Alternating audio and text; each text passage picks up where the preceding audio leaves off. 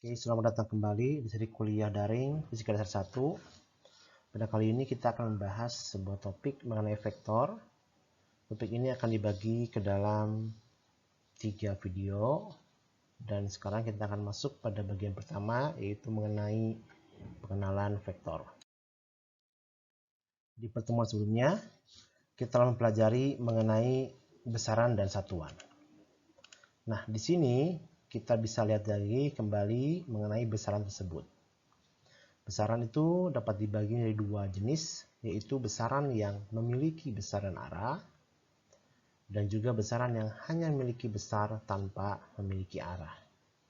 Bagaimana maksudnya? Jadi, besaran yang memiliki besar dan arah itu adalah besaran yang jika hanya kita sebutkan angkanya saja tanpa ada arah, maka informasinya itu belum jelas. Contohnya adalah di sini posisi. Jika kita menyebut posisi benda di mana, maka kita perlu menentukan di mana dia berarah terhadap suatu acuan. Juga sama, misalkan perpindahan. Jika kita menyebut benda itu berpindah, maka kita harus tahu kemana berpindahnya itu. Jadi selain ada angka kuantitas besarannya, kita harus bisa tahu juga arah dari besaran tersebut. Itu adalah besaran yang memiliki besar dan arah. Disebut sebagai besaran vektor. Nah, besaran vektor ini nanti dalam penulisannya kita memerlukan suatu notasi khusus yang akan kita bahas selanjutnya. Nah, satu lagi di sini adalah besaran yang hanya memiliki besar tanpa arah. Jadi, jika ada suatu besaran tanpa ada arah pun sudah jelas informasinya. Tidak perlu arah di situ. Contohnya adalah massa. Ketika Anda menimbang suatu benda, Anda tahu misalkan massa benda ini adalah 2 kg, sudah selesai, itu kan informasinya kan sudah jelas. Tidak perlu lagi 2 kg ke arah mana, itu malah jadi tidak jelas. Jadi di sini ada besaran yang cukup hanya besarnya saja, tanpa perlu arah. Nah, besaran seperti ini disebut sebagai besaran skalar. Yang nanti penulisannya itu tanpa notasi khusus. Oke, nah di sini mari nanti kita lihat lebih khusus mengenai besaran vektor ini. Oke, sekarang kita lihat lebih jelas mengenai besaran vektor. Nah, tadi kita menyebut bahwa ketika kita ingin menuliskan besaran vektor, kita memerlukan suatu notasi khusus. Nah, seperti apa itu? Di sini kita lihat penulisannya adalah menggunakan notasi panah di atas simbolnya. Jadi misalkan ada vektor Q, maka menuliskan secara simbolnya itu adalah Q dengan tanda panah di atas, atau menuliskannya Q dengan cetak tebal. Nah, biasanya kita lebih mudah untuk membedakan dengan notasi untuk skalar itu adalah menggunakan tanda panah di atas simbolnya. Nah, mengapa anak panah ini digunakan sebagai simbolnya? Kita lihat di sini. Jadi, vektor itu direpresentasikan dalam sebuah anak panah yang menunjukkan besar dan arah tertentu. Jadi, karena vektor itu butuh arah, maka anak panah adalah sebuah simbol yang tepat untuk menunjukkan hal tersebut. Contohnya seperti ini. Dalam suatu koordinat, misalkan kartesian, saya memiliki vektor seperti ini. Ada vektor Q yang besarnya adalah Q kecil dan arahnya adalah theta terhadap sumbu datar. Ini apa maksudnya? Kita lihat di gambar. Jadi panah ini adalah vektor Q. Jika saya ukur panjang dari panah ini, dari pangkal hingga ke ujung anak panahnya, maka panjang dari panah ini itu adalah besar dari vektornya. Arahnya tentu, kalau ini panahnya mengarah ke satu arah, yaitu adalah arah dari vektornya. Cuman Arah ini kan kita sulit menentukannya ya. Ini arahnya miring, miring segimana? Nah, kita menggunakan sebuah kuantitas yang pasti, yaitu adalah sudut. Jadi arahnya itu bisa kita representasikan dengan berapa kemiringan dari panah ini, sudut kemiringannya terhadap sumbu datarnya atau sumbu X. Itu adalah ini besarnya theta sudutnya ya. Jadi nanti kemana arah vektornya ya? Arahnya adalah theta sekian derajat terhadap sumbu datar. Nah, sekarang karena tadi anak panah itu merepresentasikan vektor ya, yang panjang dari panahnya itu adalah besarnya dan arah yang ditunjukkan oleh panahnya adalah arah vektornya, maka di sini kita bisa menyimpulkan misalkan saya punya 4 vektor, vektor K, L, M, N. Dari 4 ini kira-kira vektor mana dengan mana yang persis sama? Kita lihat kan ya, berarti vektor yang sama adalah yang panjangnya sama dan arahnya sama. Berarti antara K dengan L kita lihat kan ya, K dengan L beda panjangnya. K dengan M dengan N juga sama, beda panjangnya. L dengan M panjangnya sama, tapi arah panahnya berbeda. Berarti bukan. M dengan N juga sama ya, tapi L dengan N panjangnya di sini sama, kita lihat kemiringannya tepat sama, arah panah tepat sama. Berarti di sini kita simpulkan bahwa vektor L sama dengan vektor N, ya. Jadi seperti itu ya, merepresentasikan sebuah vektor dalam bentuk anak panah. Nah, vektor ini yang tadi kita sudah bisa representasikan dalam anak panah, untuk menganalisisnya lebih lanjut, kita bisa menguraikan sebuah vektor menjadi komponen dalam setiap sumbunya. Ya, yaitu sumbu datar X dan sumbu tegak Y.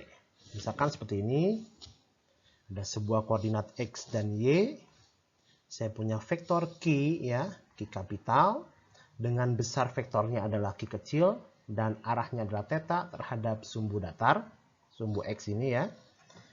Maka saya bisa menentukan atau menguraikan vektor Q ini ke dalam dua buah komponen, yaitu komponennya pada sumbu datar dan pada sumbu tegak seperti berikut ya. Pertama, pada sumbu datar, caranya adalah tarik garis dari ujung vektor ke sumbu datarnya secara tegak lurus sumbu datar. Kemudian dari pusat koordinat atau dari pangkal dari vektor tadi menuju titik ini pertemuan. Nah, garis ini adalah komponen vektor Q dalam arah X, Qx. Dalam arahnya bagaimana? Sama persis ya. Tarik garisnya ke sumbu Y, kemudian dari pangkal ke titik tadi itu adalah komponen vektor Q terhadap sumbu Y. Nah, kalau saya sudah punya komponen X dan Y, maka vektor Q kapital ini bisa saya tuliskan dalam bentuk dengan notasi vektor satuan seperti berikut. Nih. Jadi Q-nya, vektor Q adalah komponen Qx dalam arah X. Jadi X topi itu artinya adalah vektor satuan dalam arah X. Tambah Qy dalam arah Y. Seperti itu ya. Atau mungkin Anda lebih familiar dengan bentuk seperti ini ya. Qxi tambah Qyj. Apa sih ini? Ada huruf X, huruf Y, I, dan J diberikan notasi topi segitiga itu. Itu namanya adalah vektor satuan. Merupakan sebuah penanda arahnya ya. Jadi vektor satuan ini arahnya adalah X, besarnya 1. Jadi kalau saya baca ini adalah vektor Q sama dengan panjangnya Qx ke arah X tambah panjangnya Qy ke arah Y. Nah, kadang-kadang Anda boleh nanti mau Y topi atau J topi boleh untuk Y-nya, X-nya boleh X topi atau Y topi. Silakan Anda lebih nyaman dengan yang mana. Sama saja. Mungkin Anda pasti biasanya lebih familiar dengan IJ. Nah, berikutnya pertanyaannya adalah, oke, saya bisa Pak menggambarkan Qx, Ky-nya. Tapi berapa nilainya di sini? Itu pertanyaan kita. Ya. Berapa nilai Qx dan Ky? Dan apa kaitannya dengan besar vektor Q? Karena kan nanti saya tahu kan vektor Q ini panjangnya 10 cm. Ya, berarti Qx, Ky-nya berapa? Nah, itu pertanyaannya.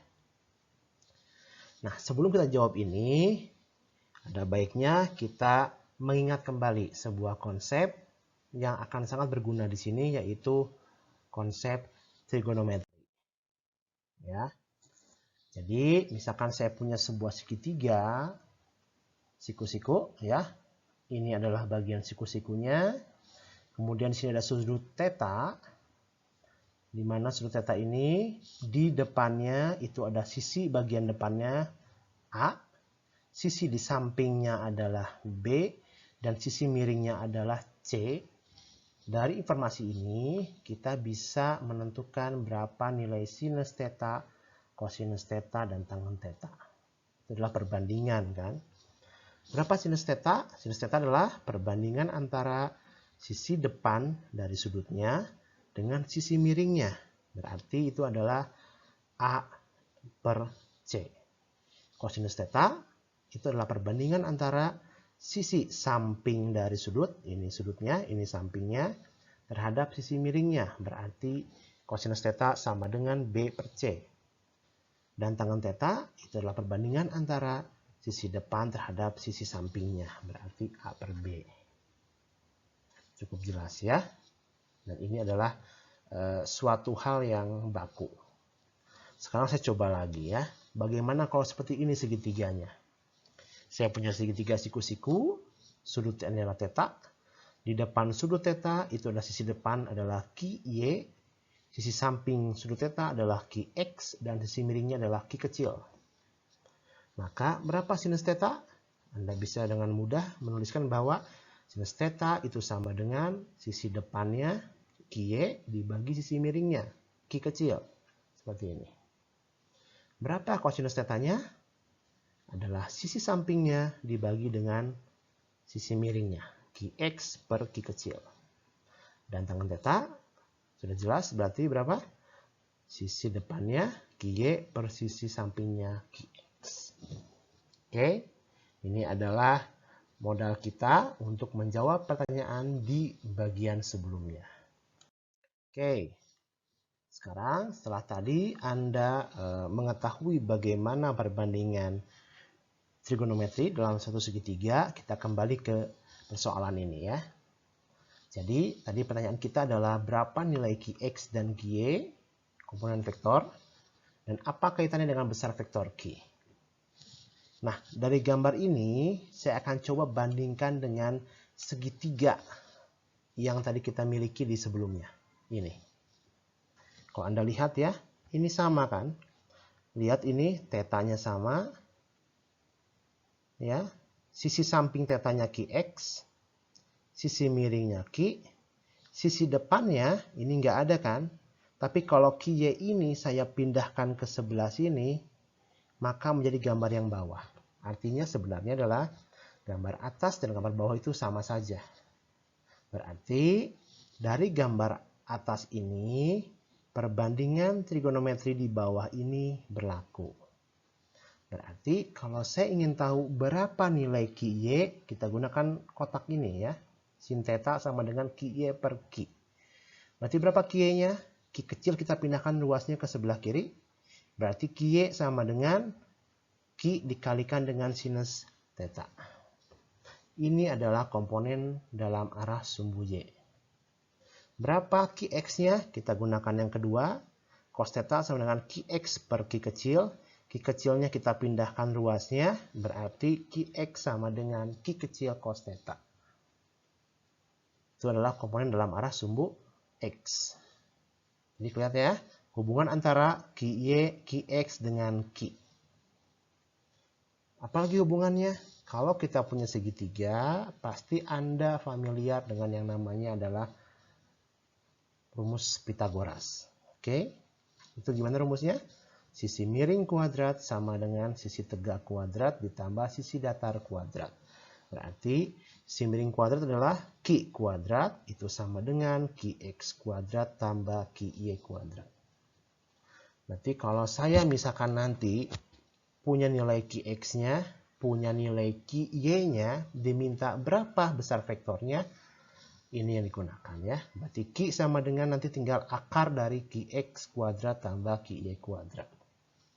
Oke, jadi ini adalah bagaimana cara kita memperoleh komponen vektor.